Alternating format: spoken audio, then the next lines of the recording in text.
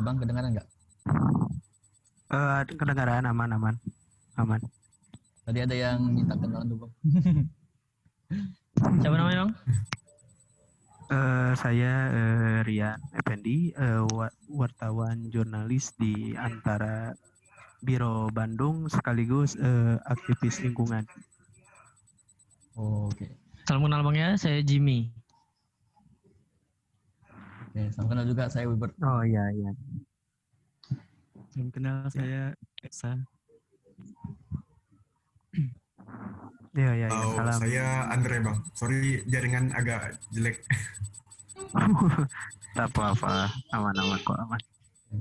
Jadi kami dari mahasiswa dari Universitas Tanjung Pura ya, di Pontianak. Iya. Fakultas Ilmu Sosial Ilmu Politik, Program Studi Ilmuwan Internasional kelas B. Kelas B. Parah. Oke, jadi hari ini kita bakal membahas tentang bagaimana dengan penyelenggaraan kekuasaan di Indonesia saat ini. Jadi pertanyaan pertama adalah tentang bagaimana aktor memperoleh kekuasaan. Aktor di sini kan kita bisa menganggap pemerintah ya, sesuai dengan pengalaman abang di lapangan gitu. Kalau menurut abang sendiri gimana sih cara pemerintah itu bisa mendapat kekuasaan gitu? Kalau misalkan soal mendapatkan kekuasaan, ya kita ngambilnya dari sini. Kebanyakan di Indonesia, terutama sejak reformasi ya, kecuali zaman Abdurrahman Wahid, itu politiknya itu cukup lumayan agak miris, terutama saat era Jokowi tahun 2014, yaitu politik share. Jadi di antara kelompok ini gitu, kelompok baik pengusaha atau yang saya lihat itu kadang-kadang dia mempunyai saham di mana-mana dan mempunyai pengusaha dari ekstraktif ekonomik seperti batu bara, migas dan segala macam, dan dia tidak hanya pengusaha juga dia ikut dalam partisipasi politik gitu.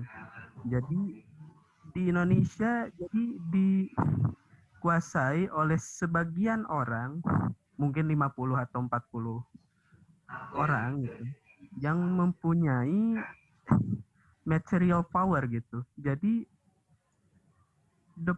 dia mempunyai power baik segi money atau segi material power itu bisa macam-macam, baik misalkan tanahnya luas atau dia mempunyai saham di mana-mana, itu material power. Nah, tidak hanya itu, dia mengontrol juga pemerintahan. Itu sih yang saya lihat gitu sebagai aktivis lingkungan, ya begitulah tanggapan saya sebagai wartawan juga yang saya lihat selama kurang lebih 2 periode inilah gitu.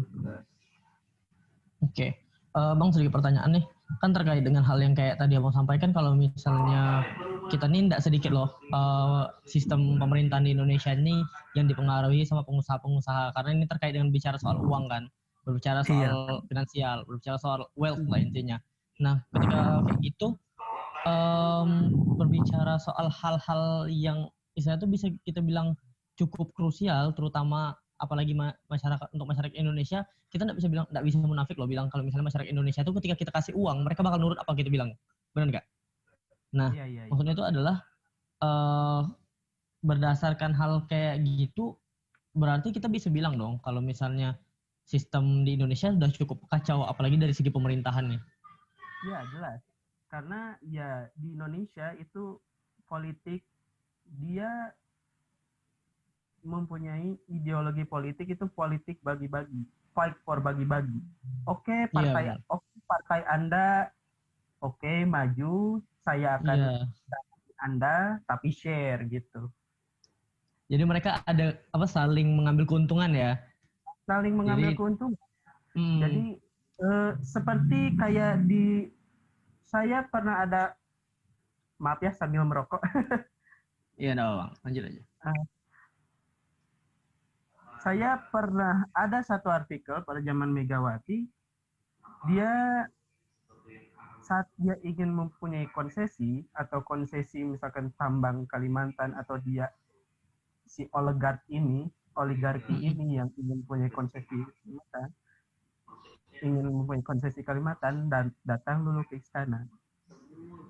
Oke, saya akan kasih konsesi di sini, tapi saya ingin bagi-bagi gitu, politik share sekian persen untuk saya gitu. Secara tidak langsung, ya itu sistem birokrasi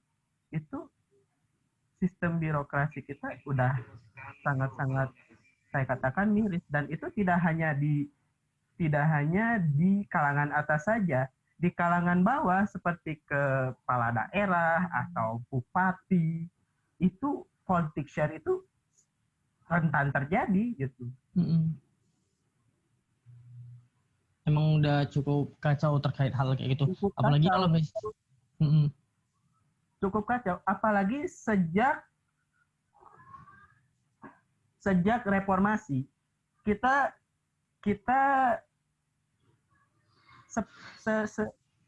sebenarnya kita jauh dari cita-cita reformasi, karena iya. indeks setelah reformasi tahun 98 demokrasi kita itu sangat menurun,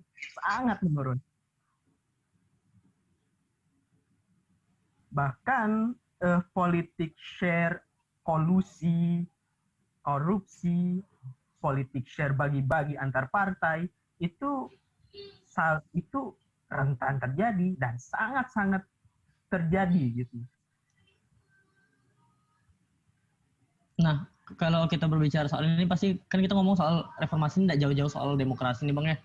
Nah, Iya. terkait dengan demokrasi sendiri menurut Abang gimana? Misalnya kan kita tahu nih demokrasi itu sebenarnya adalah sebuah sistem di mana mayoritas akan selalu menang melawan minoritas. Yang artinya kalau misalnya apa yang dibilang orang nih antara sesuatu yang itu tidak peduli itu benar atau salah, selagi banyak orang yang mendukung persepsi itu bakal selalu menang. Nah, pertanyaan adalah itu tuh cukup efektif nggak sih untuk diterapkan di Indonesia, terutama di kita ini kan bukan negara yang bentuknya satu ya, bukan negara kita ini negara kepulauan terpisah. Sementara kalau misalnya kita fokus ke hal yang seperti itu, kita fokus ke kayak kita harus misalnya ngomong satu pemikiran ini nih, dan itu diterapkan secara nasional.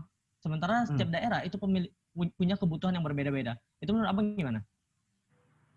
Itu berlaku kalau misalkan pemimpin kita itu tidak set the agenda. Sebenarnya demokrasi itu menipu kita sedikit. Sederhananya gini, kita bisa memilih calon, tapi kita tidak bisa tentukan siapa calon. Karena apa? Oligark di belakang ini dia punya agenda, baik dari segi pemerintahan daerah atau dari pusat. Benar. Dan ini agak cukup sulit gitu di kita, karena saya pernah survei ke ada daerah Jawa Barat yang namanya Kabupaten Karawang. Itu di sistem dalam pemerintahan daerahnya itu tidak berjalan, karena ya dia dikontrol untuk set agenda, karena yang di belakang layar itu mempunyai agenda politik sendiri. Jadi maaf, saya harus katakan negara kita itu sangat dikontrol, sangat dikontrol oleh pihak yang sangat kuat, yaitu oligarki ini, baik dari segi daerah maupun pusat gitu. Agak cukup susah kalau saya. Oke guys, buat teman-teman yang pengen dengar podcast Kekuasaan dan Oligarki full version lebih lanjut, silakan cek link di bawah. Terima kasih.